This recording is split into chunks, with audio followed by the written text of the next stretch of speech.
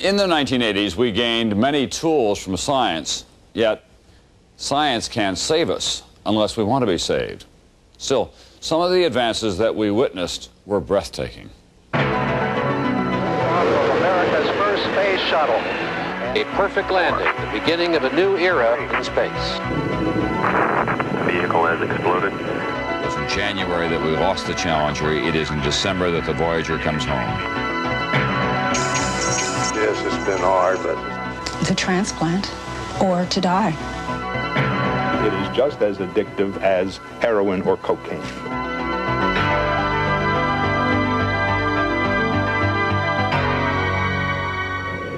Good morning, Discovery! An aspirin a day may keep a heart attack away. Baby M goes to her father. A genetically altered mouse has been patented.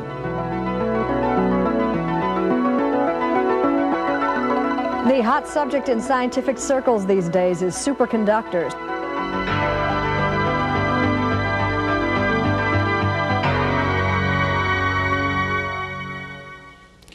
The medical story of the 1980s, AIDS, acquired immune deficiency syndrome, a disease that first spread through the homosexual and drug communities. It wasn't even named until 1982, and by 1989, almost 70,000 AIDS-related deaths had been recorded in the United States alone. San Francisco, June 1980. The Gay Freedom Day Parade, Gay Pride, Gay Power. Covering the parade, a young TV reporter, Randy Schultz. It seemed that there was going to be no end to the advances, both the political advances and the social acceptance of gay people once this new decade came. Schultz knows now that a number of gays in the parade were feeling strangely ill. He has spent the last 10 years at the San Francisco Chronicle writing about that illness. In 1981, the Centers for Disease Control reports that 6 gay men in Los Angeles had fallen ill from a strange and mysterious pneumonia. And also there's a new form of cancer, and that was the beginning of what we now know to be the AIDS epidemic. I've lost 74 close friends, and of course, I've known a lot more than that. 1983, the government, the scientific establishment, the American people were still ignoring AIDS. It was, after all, a disease of homosexuals, and now of intravenous drug users. Easy to ignore. However, the virus spread through blood transfusions. Anyone could get it now, even school children. No AIDS in public school! No AIDS in public school! America was frightened. The revelation that Rock Hudson had AIDS, that came out in July of 1985, was without any doubt the turning point in this epidemic. Because at last, your average American knew somebody who had AIDS. AIDS became a hot media topic. Unless we find a cure for AIDS, there will be no forever. There was more money, more research, and a lot more victims. Release the drugs now! Protests grew. Activists called for faster approval of experimental drugs and for clean needles for addicts. And the nation was shocked again at the sight of the most pathetic victims of AIDS, babies afflicted in their mother's wombs. You use one of these, you understand?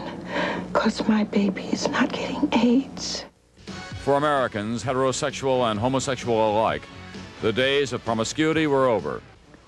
But the plague is staggering. More than 300,000 cases worldwide, most in Africa, where AIDS has spread through heterosexual contact. More Americans dead from AIDS than died in combat in Vietnam. And it will get worse. In New York City, in Baltimore, and San Francisco, Washington, D.C., you're not going to be able to get your tonsils out because all the beds are going to be filled up with dying AIDS patients. Our healthcare system will be strained to the limit. Estimates are that by 1994, in the United States alone, there will be almost 500,000 cases of AIDS.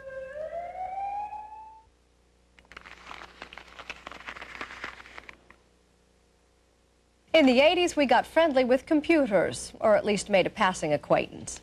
We walked around wired for sound on tape or disc or television or video cassette. And there are still some toys I'm trying to figure out. Of course, we now have home tape recorders and video games, cellular phones, and cameras that focus automatically. Life in the fast lane, in the microchip era.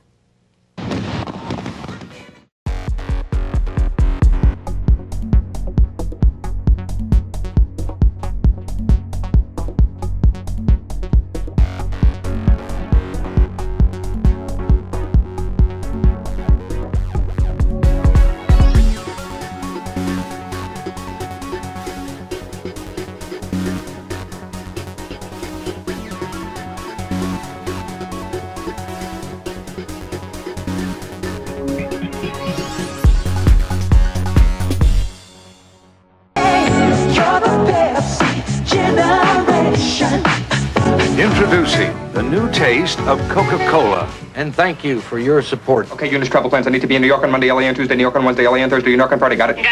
Got it. You want to know what comes between me and my Calvins? Nothing. Well, isn't that special?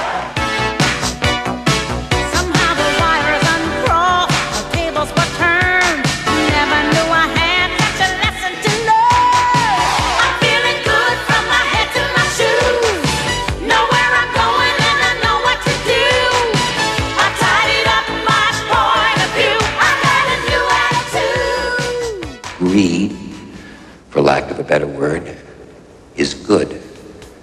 Greed is right. Greed works.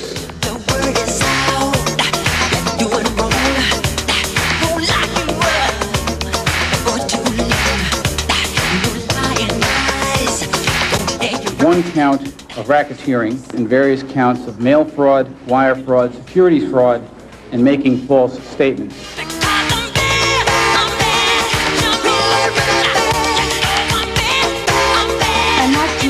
My title is Miss America.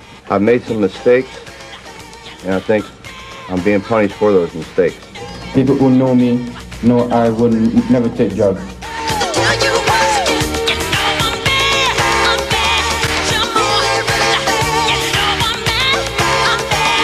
It's not over till it's over.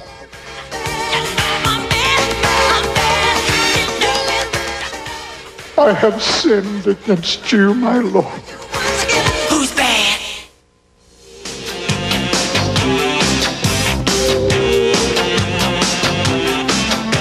I mean, there's nothing about making money. It's the idea that we have so much. Fashion publisher John Fairchild defined the decade this way. And so much in the 80s, we consumed so much. There's so many things to buy.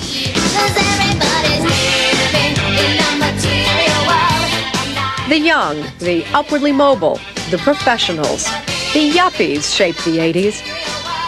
The me and more generations consuming, competing, living to the max. Eating was healthy, but it had to be fast. Pasta, Cajun, sushi. Eating out was in. Eating home often was pre-packed and pretentious. The baby boomers fought against growing old. Fitness was the watchword. Hard liquor lost out to white wine to mineral water. Bran was cooked in more forms than anyone could have imagined. Calvin Klein, one of the hot designers of the 80s. People are more concerned about the foods that they eat. I mean, this is all great. They're concerned about not just how they look anymore in terms of what they eat, but how they feel about health. And I think this gets reflected in the clothes. It gets reflected in the advertising. It gets reflected in everything that happens. Just do it. Just do it. Just do it. Sneakers became the shoe of the decade. Workout clothes became chic. Cholesterol was the topic of conversation. Billions were spent on exercise machines and health club memberships. I guess the 80s gave new meaning to the phrase survival of the fittest. You know, Jane, the people who are athletic for a living had a very rewarding decade. Consider this. The average salary of a Major League Baseball player in 1980 was about, $146,000. But by 1989, it was over $500,000. Pro basketball salaries, they went from $170,000 to $720,000 in that time. And football, from $78,000 to over $300,000. But sports in the 80s wasn't just a matter of dollars and cents.